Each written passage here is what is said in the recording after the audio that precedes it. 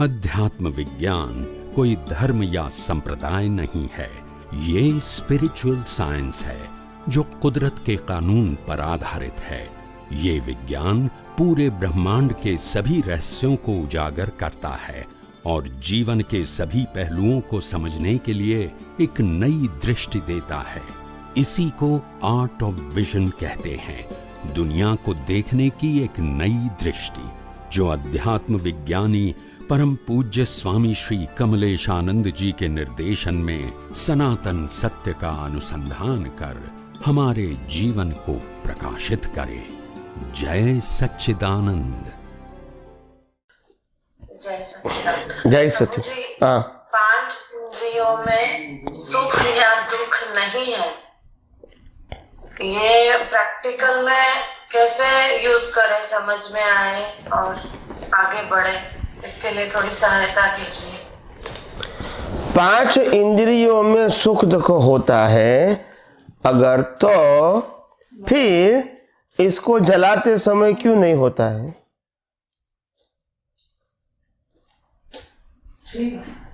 बताइए। नहीं, वो नहीं होता है। नहीं, अगर होता है तो उस समय भी होना चाहिए ना, इंद्रिया तो है।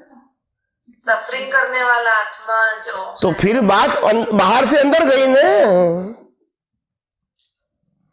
हमारा प्रश्न था कि 5 इंद्रियों से सुख दुख का अनुभव कैसे होता है। भाई 5 इंद्रियों से होता ही नहीं है। सुख दुख की अनुभूति तो आत्मा की हाजिरी से, अज्ञान से होता है। अज्ञान नहीं है और आत्मा है और शरीर है, तो सुख दुख होते हुए भी अनुभूति नहीं है। जैसे राम कृष्ण महावीर को सुख दुख की अनुभूति नहीं होती है, क्योंकि आत्मा है मगर अज्ञान नहीं है। मगर शरीर को भुगतान है मगर अज्ञान नहीं है, तो सुख दुख की अनुभूति, क्योंकि सुख दुख तो वो तो बिलीफ है ना, और अज्ञान नहीं तो बिलीफ कैसे रहेगी? तो उकलती फाइलों के टाइम पे याद क्यों नहीं रहता है? वो याद इसीलिए नहीं रहता है क्योंकि बहुत अवतारों का ये रिलेटिव सत्य का अनुभव कंठस्थ हो गया है।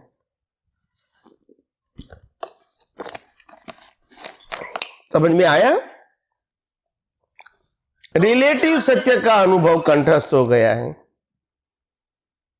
यहाँ से निकलने का मार्गदर्शन कीजिए प्रभु। यही मार्गदर्शन है। सनातन सत्य का उपयोग करो। मैं मन वचन काया से मुक्त ऐसा शुद्धात्मा हूं, और मन वचन काया मेरा या दुनिया की कोई भी व्यक्ति के मन वचन काया वो कुदरती रचना है। ये सनातन सत्य है।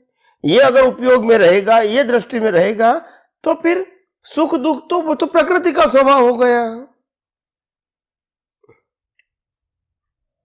जी। तो प्रकृति तो सुख दुख की भुगतान का साधन है,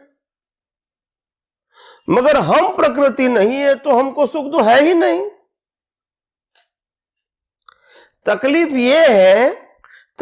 ये है कि हम भी हैं और मकान भी है, हम भी हैं और कार भी है,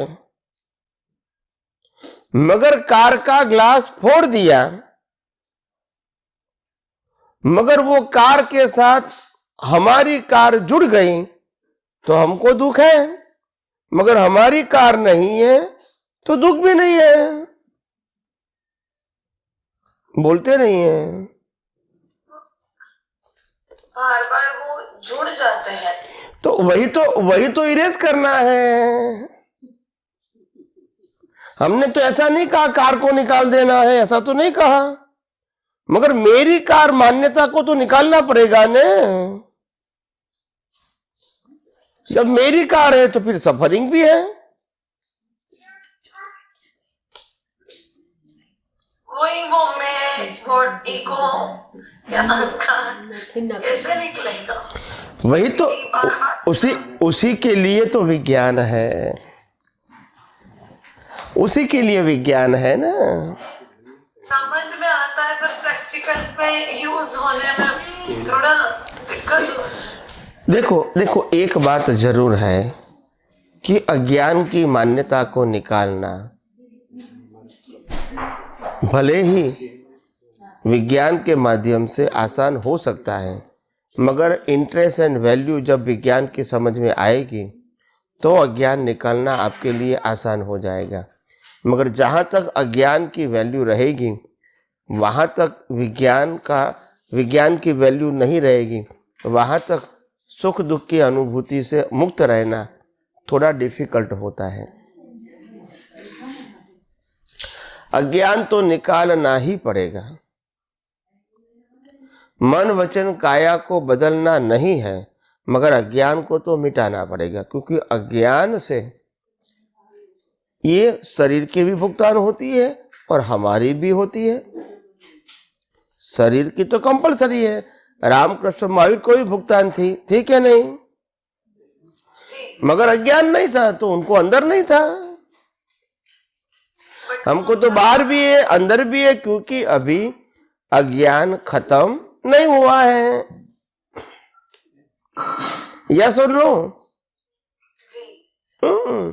और मैं अब वही अज्ञान निकालने की बात करता हूं, मन वचन काया को बदलने की बात नहीं करता हूं, मन वचन काया को त्याग करने की बात नहीं करता हूं, सिर्फ अज्ञान निकालने की ही बात करता हूं ना मैं। हम समझ रहे हैं, पर वो क्या भूल हो रही है मुझे समझ में नहीं आ रहा है। प्रैक्टिकल के टाइम, प्रयोग के टाइम पे हाँ, तो आप ज्ञान दर्शन भी मुझ पे बनाए रखिए और यही वहाँ रख दीजिए, 6 में से 7 में रख दीजिए। नहीं, कोई बात नहीं। कहने का मतलब होता है विज्ञान की जितनी वैल्यू करोगे इतना ही, फिर उसकी प्रैक्टिस करोगे इतना ही आपको परफेक्शन अनुभव में आएगा।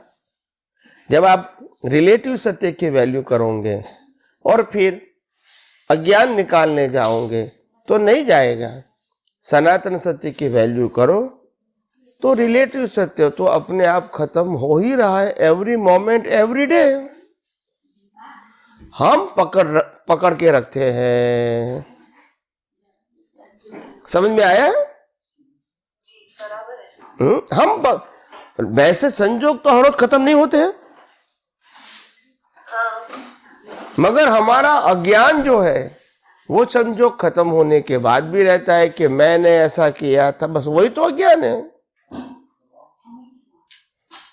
बार बार रिपीटेशन चलता है ना, मैंने ऐसे किया फिर वही तो इसीलिए हम कहते हैं कि आध्यात्म विज्ञान ने सामायिक प्रतिक्रमण को पुरुषार्थ नहीं कहते हैं। ये उसको उदय कर्म मानो या कुदरती रचना देखो, पुरुषार्थ के रूप में मानने की जरूरत नहीं है। It's not require the awareness. मगर वही अवेयरनेस रखोगे तो बार बार वही याद आएगा। समझ में आया? इसीलिए तो हमने ना कहा कि आध्यात्म विज्ञान ने सामायिक प्रतिक्रमण वो पुरुषार्थ नहीं है, उदय कर्म हो सकता है। और उदय कर्म का मतलब आना और चले जाना, बस।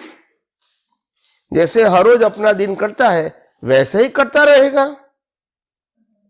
और इसको कुदरती रचना देखना वो पुरुषार्थ है, क्रिया वो पुरुषार्थ नहीं है। समझ में आया? आप अपना ध्यान दर्शन मुझ पे बनाए रखिए। जरूर। खूब मेरे आशीर्वाद, खूब आशीर्वाद, खूब प्रगति करो। हाँ, जय सच्चिदानंद।